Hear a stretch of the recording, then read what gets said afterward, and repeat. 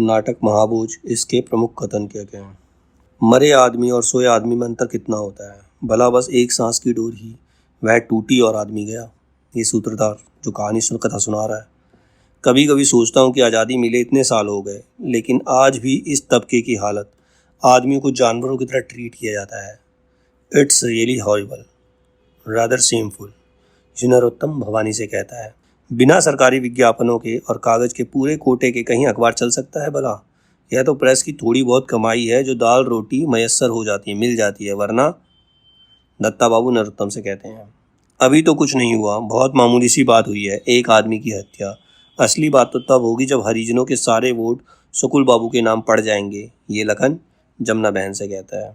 कानून अनुमान पर नहीं प्रमाण पर चलता है, दा साहब जमुना बहन से कहते हैं। आर्थिक सहायता से गरीबी पर जरूर मरहम लगाया जा सकता है, पर प्रियजनों के बिछड़ने के दुख पर नहीं। आदमी का दुख जिस दिन पैसे से दूर होने लगेगा, इंसानियत उठ जाएगी दुनिया से। ये दा साहब जमुना बहन से कहते हैं। लेकिन आवेश राजनीति का दुश्मन है। राजनीति में विवेक और धीरज चाहिए। पद पर बैठोगे तो जिम्मेदारियां स्वयं सिखा देगी। अखबारों को तो स्वतंत्र होना ही चाहिए, वे ही तो हमारे कामों का असली दर्पण होते हैं। हाँ, अपनी छवि देखने का साहस होना चाहिए, हमारी किस प्रकार की छवि है। कर्मचारियों को इस तरह से आदेश देना, उनके अधिकार में हस्तक्षेप करना है। मैं तो चाहता हूँ सबको अपने अधिकार सौंपकर अपने अधिकार शून्य में बदल दूँ।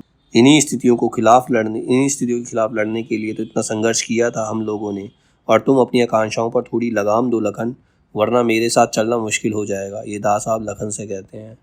आर्थिक रूप से स्वतंत्र होकर ही शोषण से मुक्त हो सकोगे और समाज में समानता का दर्जा पा सकेंगे ये लोग।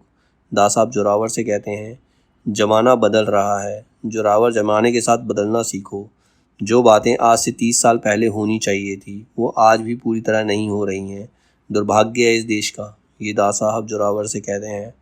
पैसे ने अहंकार तो दिया, संस्कार नहीं। दास साहब जमुना बहन से कहते हैं, मेरे साथ चलना है तो जवान पर लगाम और व्यवहार में ठहराव चाहिए, समझे। मेरे लिए राजनीति धर्म नीति से कम नहीं है। मेरा साथ चाहते हो तो गीता का उपदेश गांठ बांध लो, निष्ठा से अपना कर्म किए जाओ बस। ये दादा साहब लखन से कहते हैं, तुम वो डरत हो, जाने कौन जहर घुला हुआ है या कि हवा में कि आदमी साला मिट्टी का लौंदा बन के रह जाता है। ये बिंदा महेश से कहता है।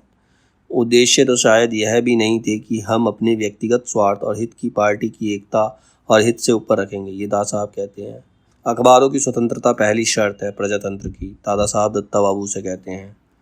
यह सही है कि अखबार की भूमिका बहुत अहम होती है, जिसको निभाने के लिए पूरी ईमानदारी और निष्ठा जरूरी है। लेकिन यह तो आप भी मानेंगे कि अखबार से हम लोगों की निष्ठा का नहीं, आजीविका भी जुड़ी है।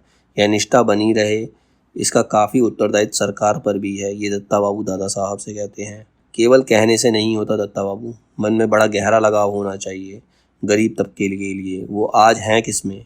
नेता इस तबके की बात करता है सिर्फ चुनाव जीतने के लिए। आप इनकी खबर छापते हैं सिर्फ अखबार की बिक्री बढ़ाने के लिए। ये दादा साहब दत्ता बाबू से कहते हैं। पुलिस के सामने यदि जनता डरती है तो शर्म की बात है, ये पुलिस के लिए भी और मेरे लिए भी। ये दादा साहब सिन्हा से कहते हैं।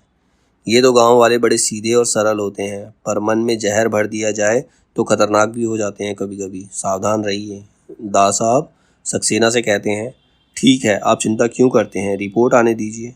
बस कल का सारा दिन और सारी रात लगानी पड़ेगी हत्या की आत्महत्या करने के लिए। ये भवानी दत्ता बाबू से कहते हैं।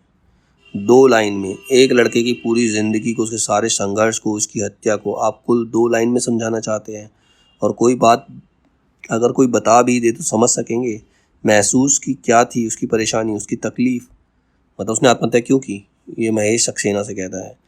इतने सीधे और बनाए जवाब तो आपको सिर्फ किताबों में मिल सकते हैं, और कितनी झूठी होती है किताबों की दुनिया।